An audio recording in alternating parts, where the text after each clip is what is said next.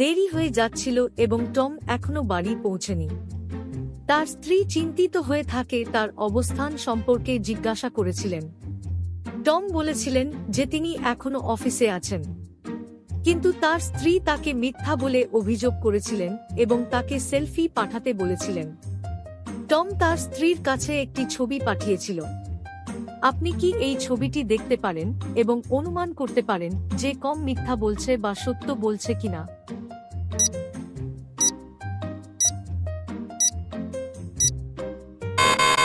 আপনি যদি ছবির উইন্ডোটি দেখে থাকেন তবে দিনের বেলা এটি ক্লিক করা হয়েছিল, তবে এখন সন্ধ্যা শেষ হয়ে গেছে। এটি একটি পুরানো ছবি।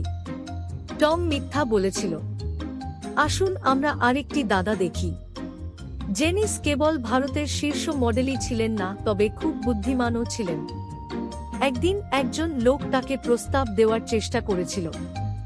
সুতরাং জেনিস তাকে একটি প্রশ্ন করেছিলেন, আমাকে বলুন কোন গ্রহটি প্রথমে আবিষ্কার হয়েছিল। লোকটি বিক্রান্ত হয়ে পড়ছে এবং উত্তর দিতে পারছে না। আপনি কি জেনিসের প্রশ্নের উত্তর দিতে পারেন?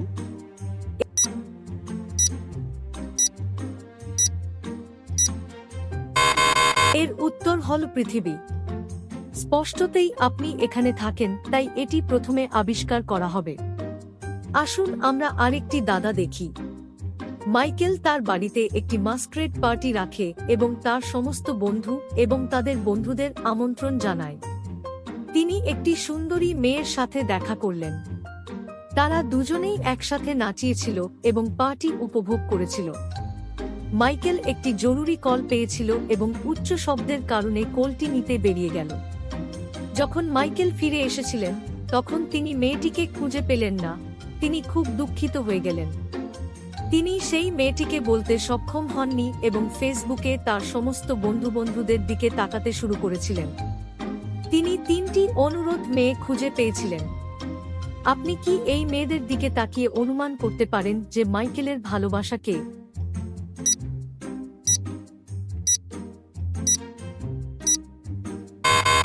এর উত্তর হল এপ্রিল। মেয়েটির মুখে কোন ফ্রিকলস বা জন্মের চিহ্ন ছিল না। আসুন আমরা আরেকটি দাতা দেখি। মেহুল কাজের জন্য ভ্রমণ করেছিলেন। পথে তিনি রাস্তার পাশে শুয়ে থাকা এক ব্যক্তিকে দেখতে পেলেন। সে নেমে লোকটির কাছে পৌঁছে গেল। তিনি অচেতন ছিলেন। মেহুল তাকে কিছু জল দিল এবং তাকে তুলে দিল। তিনি মেহুলকে বলেছিলেন যে তিনি তার বন্ধুর সাথে ভ্রমণ করেছেন।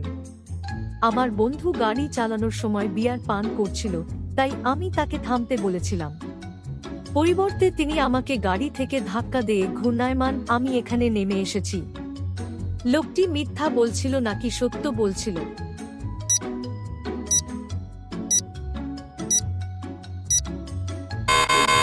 যদি তার বন্ধু তাকে গাড়ি থেকে দূরে সরিয়ে দেয় তবে তার উচিত ছিল রাস্তার বাম দিকে নেমে যাওয়া, তবে লোকটি অন্যদিকে ছিল। সে মিথ্যা বলছিল। আসুন আমরা আরেকটি দাতা দেখি। ববি তার জিনিস সম্পর্কে খুব অধিকারী ছিল। তিনি তার স্ত্রীকে কখনো তার স্টাডি রুমের ভিতরে আসতে দিতেন না।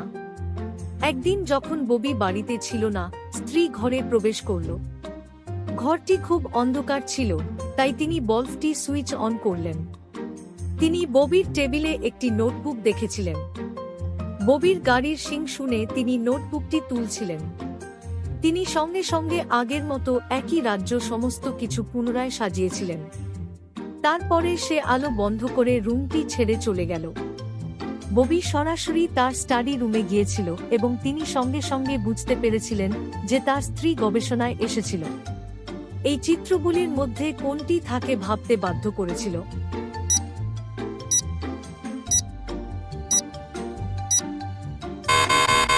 স্ত্রী আগের মতো সবকিছু পুনরায় সাজিয়েছিল, এমনকি তিনি বাল্বটির সুইচ অফ করেছিল। তবে বাল্বটি কিছু সময়ের জন্য গরম ছিল, যা ববি বুঝতে পেরেছিল যে সে তার ঘরে এসেছিল।